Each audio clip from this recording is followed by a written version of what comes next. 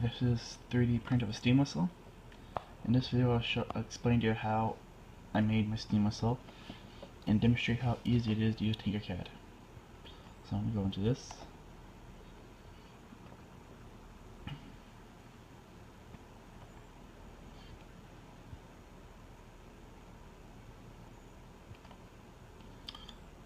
So I'll start from this piece here. This was a cylinder that I made 3 holes in it. Then I put 3 square holes on top. Then a rectangular hole down the center. And next piece is a center plate, which sits in up here. And there's 4 holes in here for the support on the post on the next piece. So then it's supposed to rest on this 4 poles, and it's supposed to fit in this groove here.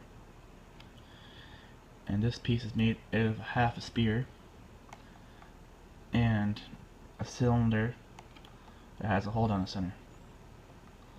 And that is how I made that. Now I'll go to a page and demonstrate how easy it is to use Tinkercad. So create new design.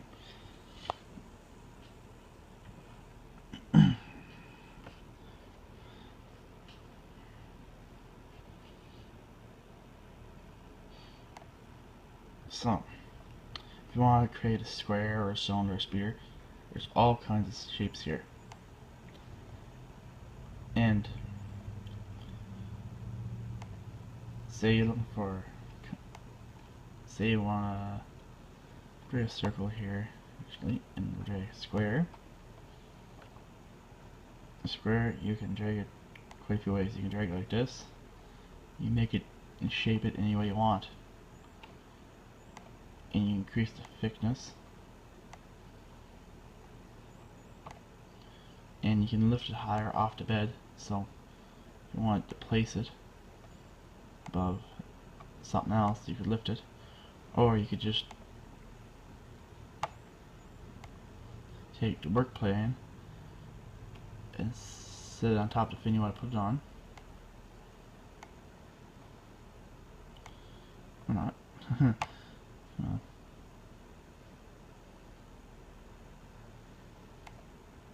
So there. Then now when you drag this here, it'll be right on top of that bed level. And you can group objects together. So say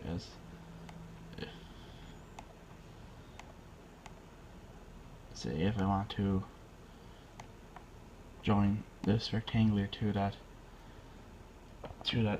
cylinder, and you don't have to have them touching each other. You can group them the way they are. So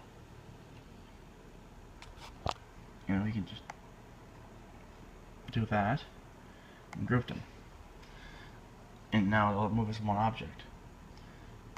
Or you can put them together and group them together. And you can also change color stuff if you want to make things different colors. It won't change the color of your print though, it'll just change the color and what it looks like on the map.